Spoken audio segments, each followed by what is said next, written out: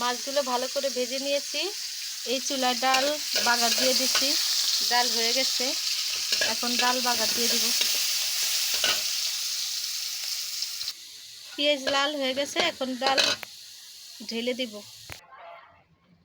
ডাল বাগার দিয়ে দিছি, সর্বশেষ ধনিয়া পাতা দিয়ে দিলাম।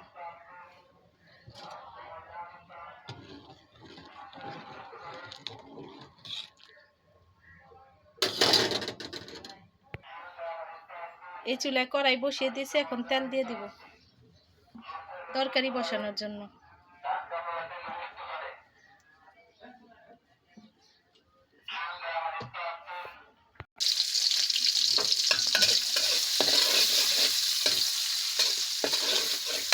পেঁয়াজ মরিচ দিয়ে দিয়েছি, ভেজে নেব। পেঁয়াজগুলো লাল হয়ে গেছে, এখন মশলা দেওয়া পানিগুলো দিয়ে দিব। একে একে সব মশলা দিয়ে দিব। সব মশলা দিয়ে দিচ্ছি, হলুদ, মরিচ, জিরা, ধনিয়া, লবণ সব দিয়ে দিচ্ছি। এখন কষিয়ে নিব। মশলা ভালো করে কষিয়ে নিয়েছি, এখন ধুয়ে রাখা সিম আলুগুলো দিয়ে দিব।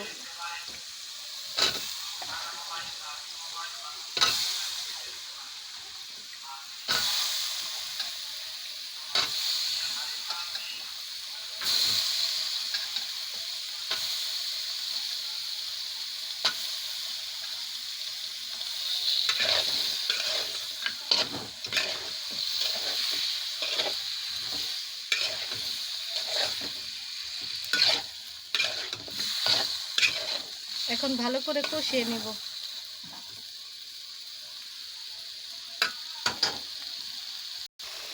কষিয়ে নিয়েছি ভালো করে।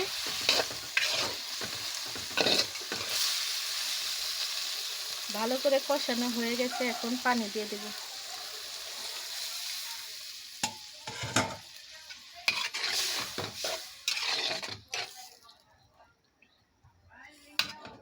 সিদ্ধ হওয়ার পর মাছগুলো ছেড়ে দিব। তরকারি বলক এসে গেছে,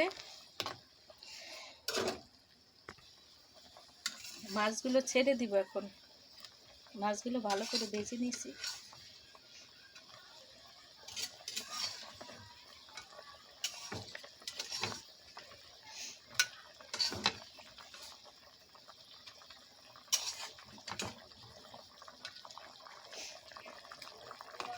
মাছগুলো ছেড়ে দিয়েছি, এখানে একটু টমেটো দিয়ে দিব।